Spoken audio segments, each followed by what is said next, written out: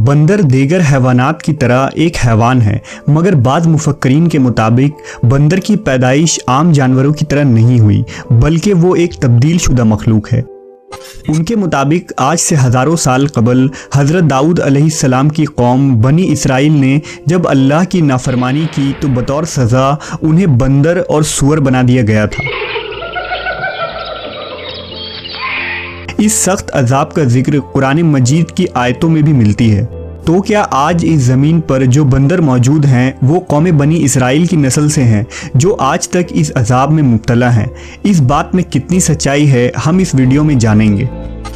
कुरान करीम में बहुत सी कौमों के लिए ऐसे वाक़यात बयान हुए हैं जिनमें उनके गलत आमाल और अल्लाह तबारक व तआला के अहकाम हुदूद से तजावीज़ की वजह से उनको अज़ाब इलाही का सामना करना पड़ा।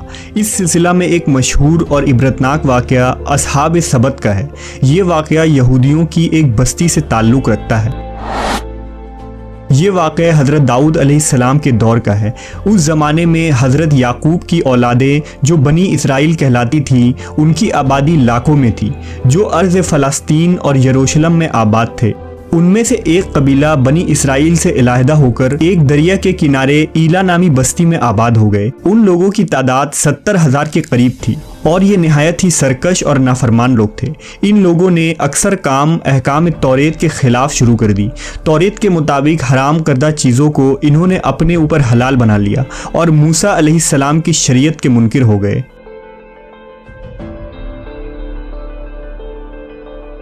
ये कौम जिस दरिया के किनारे आबाद थे, इसमें कसरत से मछलियाँ मौजूद थी, लिहाजा ये लोग इस दरिया से मछलियाँ पकड़ते और उन्हें बतौर गज़ा इस्तेमाल करते थे। नेज़ इन मछलियों की खरीदो फरोख्त भी किया करते थे। लिहाजा अल्लाह ने उन्हें एक आजमाइश में डाला। हज़रत दाऊद अलैहिस्सलाम की इस कौम को ये हुक्म मिला कि वो हफ्ता यानी सनीचर के दिन मछली का शिकार ना किया करें और ना दुनिया की कोई ख़रीदो फरोख्त करें। इस दिन उनके लिए मछलियाँ पकड़ना हराम करार दिया गया। अलबत्ता सनीचर के अलावा दूसरे दिनों में मछलियाँ पकड़ने की उन्हें इजाज़त थी। लिहाजा हज़रत दाऊद अलैहिस्सलाम के हुक्म से इस कौम ने इतवार से जुमा तक मछलियाँ पकड़ना शुरू कर दी, मगर हफ्ते को मछलियाँ दरिया में ज़्यादा होती और बाकी के 6 दिन कम होती। हफ्ते के दिन जब भी दाऊद अलैहिस्सलाम की कौम दरिया के पास आती तो इतनी ज़्यादा मछलियाँ देखकर उनका दिल बेईमान हो जाता। शैतान ने उनके इस लालच का फ़ायदा उठाकर उनको उकसाना शुरू कर दिया और उन्होंने सोच लिया कि सनीचर को वो दरिया में जाल लगा दिया करेंगे और इतवार को पकड़ लिया करेंगे। इस तरह कुछ लोगों ने जाल लगा लिए और कुछ लोगों ने छोटे छोटे हौज घर तक बना लिए और इस हौज का दरिया तक रास्ता बना दिया। हफ्ते के दिन जब मछलियाँ इन हौज और जाल में आ जाती तो वो उसे पका कर खा लेते। इसी बस्ती में अल्लाह के कुछ नेक बंदे भी मौजूद थे जो कहने लगे, ऐ लोगो, अल्लाह ने हफ्ते के दिन शिकार करने से मना किया है। ये जो तुम जाल फेंकते हो या छोटे छोटे तालाब बनाते हो, इनमें हफ्ते के दिन अगर मछली फंसती है तो ये शिकार हफ्ते के दिन का होगा। अल्लाह के अजाब से डरो, अल्लाह की नाफरमानी ना करो। वो लोग इन लोगों का मजाक उड़ाने लगे कि हमारी जो मर्जी होगी हम वो करेंगे। तो यूं अल्लाह के उन नेक बंदों ने बस्ती के बीच में एक दीवार को खड़ा कर दिया और ये हुक्म नाफिज किया कि अल्लाह की नाफरमानी करने वाले इस तरफ हो जाएं और हम जो अल्लाह के फरमाबरदार हैं इस तरफ रहेंगे। वो सारे लोग बार बार उनसे कहते रहे, ऐ लोगो, अल्लाह से डरो। कौम समूद और कौम लूत का जो हश्र हुआ इसको याद करो। अल्लाह की नाफरमानी ना करो वरना तुम पे भी कोई अजाब आ जाएगा। वो सारे नाफरमान जिनकी तादाद 12,000 के आसपास थी, सब हंसते रहे और कहने लगे, ये तो सब किताबी बातें हैं, हम पे कोई अजाब नहीं आएगा। बस जैसे ही वो ग्रोह 2 हिस्सों में तकसीम हो गया, एक वो जो अल्लाह के फरमाबरदार थे और दूसरे वो जो अल्लाह के नाफरमान बंदे दीवार के उस तरफ थे।